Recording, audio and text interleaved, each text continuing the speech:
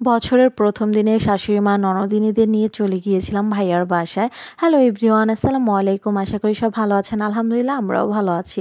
তো সবাইকে জানাই নতুন বছরের শুভেচ্ছা। তো এটা ছিল ৩১ তারিখ, ১ তারিখের একটা ভ্লগ। তো ৩১ তারিখ থেকে ভ্লগটা শুরু করেছিলাম। তো ৩১ তারিখ হচ্ছে আমরা চিকেন ম্যারিনেট করতেছিলাম। তো যেহেতু বারবিকিউ করেছি, তো এখানে হচ্ছে মরিচ গুঁড়ো, জিরা গুঁড়ো, ধনিয়া গুঁড়ো, বারবিকিউর মসলা ১ প্যাকেটই নিয়েছি, লেবুর রস। তো যেহেতু বড় সাইজের একটা মুরগি ছিল যে এইজন্য বারবিকিউ মসলাটা ১ প্যাকেটই নিয়েছি। টমেটো সস দিয়ে দিলাম, লবণ, তারপর গোলমরিচের গুঁড়ো। তো এই তো দেখতে, দেখতে ২০২৪ সাল শেষ হয়ে ২৫ সালে চলে আসছে। মানে দেখতে, দেখতে একটা বছর যেন কিভাবে চলে গেল। তো আমি আল্লাহর কাছে একটাই দোয়া করি, আল্লাহ যেন সবারই ২৫ সালটা ভালো রাখে, সবার ভালো কাটে। এইটাই একটাই দোয়া। তো এখানে হচ্ছে আমি আদা রসুনের পেস্ট দিয়ে দিলাম, পরিমাণ মতো একটু চিনি দিয়ে দিলাম। মানে 1/2 চা চামচের মতো চিনি দিয়ে দিয়েছি। তারপর সয়া সস দিব আর হচ্ছে সরিষার তেল দিয়ে এটাকে ভালোভাবে ম্যারিনেট করে রাখবো। এভাবে কিন্তু ম্যারিনেট করে অনেকক্ষণ রেখে দিলে কিন্তু মুরগিটা খেতে অনেক বেশি মজা হয়। তো এই তো ভালোভাবে হাত দিয়ে মিক্স করে নিয়ে এখন হচ্ছে চিকেনগুলো দিয়ে সুন্দর করে এটাকে মেখে তারপর হচ্ছে ম্যারিনেটের জন্য রেখে দিব।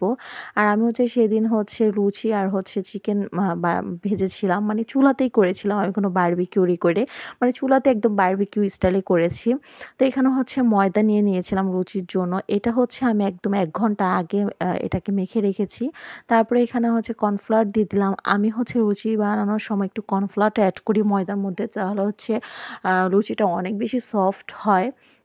তারপর পরিমাণ মতো লবণ দিলাম, দিয়ে একটু, একটু করে তেল দিব, দিয়ে ভালোভাবে একটা ডো করে নিব।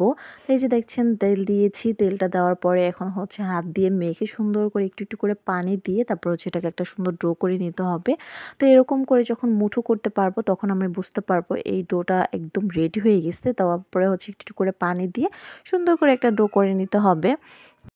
এবছর ফার্স্ট টাইম হচ্ছে আমি আমাদের বাসা মানে বাসায় আর যাওয়া হয় না হ্যাপি নিউ ইয়ারে। এবার হচ্ছে আমাদের শ্বশুরবাড়িতেই করেছি আর সবাইকে অনেক বেশি মিস করেছি। কারণ প্রত্যেক বছর তো আমি আমাদের বাসার সবাইয়ের সাথেই থাকি। মানে আমার ভাই-বোনরা সবাই আমরা একসাথে একটা মজা করি সারারাত। এবারকার হচ্ছে শাশুড়ি মা, ননদিনীর সাথে ছিলাম। এইবারকার দিনটা আমার অনেক বেশি ভালো গেছে। তো এই তো আজান বাবাকে নিয়ে তারপর সন্ধ্যার দিকেও দাদুর রুমে চলে গিয়েছিলাম। আর সে হচ্ছে নিচে নামার জন্য এত ছোটাছুটি করতে থাকে। কারণ এত পরিমাণে কিন্তু ঠান্ডা পড়ছে এখন। এইজন্য তাকে নিচেও নামানো যায় না। কিন্তু সে তো কোলে থাকার মতো মানুষই না। তো এখানে হচ্ছে চিকেনগুলোকে একটু, একটু করে ভেজে নিচ্ছিলাম। আর চুলার আঁচটা কমিয়ে তারপর হচ্ছে ভাজতে হবে। আমি এখানে হচ্ছে সরিষার তেল দিয়ে তারপর ভেজে নিচ্ছি। তো আমি হচ্ছে আমাদের হ্যাপি নিউ ইয়ারের দিনে রাতে মানে আমাদের খাওয়া-দাওয়া শেষ করার পরে আমার শাশুড়ি মা আমাদের রুম থেকে বের হয়েছে। তার মধ্যে হচ্ছে আলিফা বুঝতে পারে নাই। ও হচ্ছে গেটটা লাগাতে যাওয়ার সময় আমার শাশুড়ি মা অনেক বেশি একটা ব্যথা পেয়েছিল। বছরের শেষের দিকে মা এত বড় একটা ব্যথা পেয়েছে। তো আলিফাও তখন বুঝতে পারে না। আর এদিকে আমার বাবাটাকে দেখেন, সে হচ্ছে গান শুনে এরকম করে নাচানাচি করতেছিল। মাশাআল্লাহ। সবাই আমার বাবাটার জন্য দোয়া করবেন। কারণ সে অনেক দুষ্টুমি করে। সে যেন একটু দুষ্টুমি কমায়া, কমায়া করে। আমার এত পরিমাণ খারাপ লাগে। মানে তাকে নিয়ে আমরা প্রত্যেকটা মানুষ হয়রান হয়ে যাই। মানে সে এত ছোটাছুটি করে। তো যাই হোক, এই তো দেখেন আমার চিকেনগুলো কিন্তু সুন্দর করে ভাজা হয়ে গেছে। একদম বারবিকিউর মতো করেই ভেজেছি। মানে আমি একদম একটু পোড়া, পোড়া করে। আর আমার শাশুড়ি মা এরকম করে একটু পোড়া, পোড়া টাইপ একটু বেশি পছন্দ করে। আর এই তো এখানে হচ্ছে লুচিগুলো কিন্তু এভাবে করে বানিয়ে নিয়েছি। আর এখন লুচিগুলো ভেজে নিচ্ছিলাম। তো মাশাআল্লাহ আমার লুচিগুলো অনেক সুন্দর ফুলে উঠেছিল। তো এবারের ফার্স্ট টাইম মানে আমার বিয়ের ১১ বছরের মধ্যে এবার আলিফা বাবা মানে ফ্রেন্ডদের সাথে হচ্ছে হ্যাপি নিউ ইয়ার করছে। মানে ওরা হচ্ছে সবাই মিলে পিকনিকের মতো করেছিল। তো এইজন্য ও আর আমাদের সাথে একদম পরে এসে খাওয়া-দাওয়া করছে। মানে ওইখান থেকে ও খেয়ে নিয়েছিল ১০ টার দিকেই। ওরা হচ্ছে তেহারি রান্না করছিল।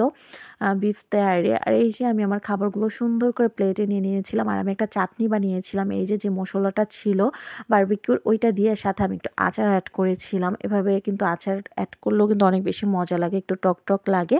তো এই তো আমরা হচ্ছে ১২ টার আগে ছাদে উঠে গিয়েছি। তারপর হচ্ছে পাশের বাসা থেকে দেখেছিলাম যে এরকম করে ফানুস উড়াচ্ছিল। বাট এই ধরনের জিনিসগুলো ফানুস তারপর হচ্ছে আতশবাজি এগুলো না উড়ানোটাই ভালো। কেননা আমি তো জানি না, আরিফা বলতেছিল মানে আমরা তো আম্মুর বাসায় ১ তারিখে চলে গেছি। তো ওইদিনই হচ্ছে ও বলতেছে যে একটা পাখি নাকি মরেছিল। মানে এরকম অনেক, অনেক পাখিগুলো নাকি মরে যায়। তো এখানে আমার আলিফা মনিকে দেখেন, সে হচ্ছে তারাবাতি জ্বালাচ্ছিল। মাশাআল্লাহ সেও হচ্ছে এবারকার একা একদম মানে আমাদের বাসায় থাকলে তো সবার সাথে খুব মজা করে। আর এবারকার একা ছাদের থেকেও নামতে চাচ্ছিল না। মানে সারা কিন্তু রাত তো অনেক হয়ে গেছে আর ঠান্ডা ছিল প্রচুর। যাই হোক সকাল থেকে ভ্লগটা আবার শুরু করেছি। সকালে ঘুম থেকে ওঠার পরে আলিফাকে নিয়ে স্কুলে চলে যেতে হইছে। যেহেতু ওকে ভর্তি করানো হইছে ওর কিছু বই দিবে এজন্য। তো আমার ননদের মেয়েও আসছিল। ও আর আলিফা একই স্কুলে বাট ক্লাস হচ্ছে ভিন্ন। তো এখান থেকে আমরা কাজ শেষ করে তারপর ননদিনীকে নিয়ে আমাদের বাসায় চলে আসছিলাম। তারপর হচ্ছে আলিফা বাবা নাস্তা নিয়ে আসছে। তো আমরা সবাই মিলে হচ্ছে নাস্তা করছিলাম। এই যে আমার শাশুড়ি মা, ছোট ননদ, বড় ননদ, আলিফা বাবা, আমার ভাগ্নি ২ টা, আলিফা, আজান বাবা। তো সবাই মিলে নাস্তা করতেছে আর আমি এদিকে হচ্ছে একটু চা করে নিলাম সবার জন্য। তো চা খাওয়া শেষ করার পরে এদিকে দেখি আমার ছোট মানে আমার ননদের ছোট মেয়েটা ও হচ্ছে আজান বাবার কিছু খেলনা ওর আম্মুর ব্যাগের মধ্যে এভাবে রেখে দিয়েছে। আমার বিষয়টা অনেক বেশি ভালো লাগছে। এজন্য আমি ওর একটু ভিডিও করে নিলাম। তো আমাদের হচ্ছে নাস্তা খাওয়ার পরে প্ল্যান হইছে যে আমরা আমাদের বাসায় যাবো। পরে তো সবাই মিলে চলে গিয়েছিলাম। আর আলিফা বাবা বাসায় ছিল। যেহেতু হচ্ছে আমাদের বাসাটা খালি রাখা হয় না। মানে মা কোথাও গেলে আমি বাসায় থাকি। আমি বাসায় থাকলে মা যায় এরকম করে। কারণ হচ্ছে অনেক চুরি হয় আমাদের এই এলাকাটার মধ্যে। তারপর হচ্ছে এই তো ফাইনালি আমরা চলেও আসছি। আর আমি গাড়ির মধ্যে এজন্য কোনো ভিডিও করতে পারি নাই। কারণ হচ্ছে আজান বাবাকে কোলে নিয়ে মোবাইল বের করতেও এখন অনেক বেশি কষ্ট হয়ে যায়। আর আমার ভিডিওগুলো একটু আপলোড করতে লেট হয়ে যায়। কেননা হচ্ছে আজান বাবাকে নিয়ে আমি আর পারি না। কারণ ও হচ্ছে অনেক বেশি দুষ্টামি করে। আর হচ্ছে ঘরের সংসারে এত বেশি কাজ। মানে এজন্য আমার ব্লগগুলো একটু আপলোড করতে লেট হয়ে যায়। ইনশাআল্লাহ এরপর থেকে ব্লগগুলো খুব তাড়াতাড়ি দেওয়ার চেষ্টা করব। আর এই যে কিউট বেবিটা হচ্ছে আমার চাচাতো বোনের ছেলে। আ আর এই তো আমাদের দুপুরে খাওয়া-দাওয়ার জন্য ভাবি রান্না করেছিল। যেহেতু 12:30টার দিকে আমরা জানি যে খুব অল্প সময়ের মধ্যে ভাবি এত কিছু রান্না করেছে। পোলাও রান্না করেছিল, তারপর ডিমের কোরমা ছিল, চিংড়ি মাছ ছিল, রোস্ট ছিল, গরুর মাংস, সালাদ। তো একদম কম সময়ের মধ্যে ভাবি ঝটপট করে এই রান্নাগুলো করেছে আর খুব বেশি মজা হয়েছিল।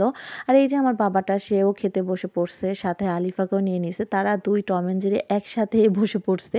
তো এই যে সবাই মিলে খাওয়া-দাওয়া করতেছিল আমার শাশুড়ি মা, আমরা সবাই মিলে।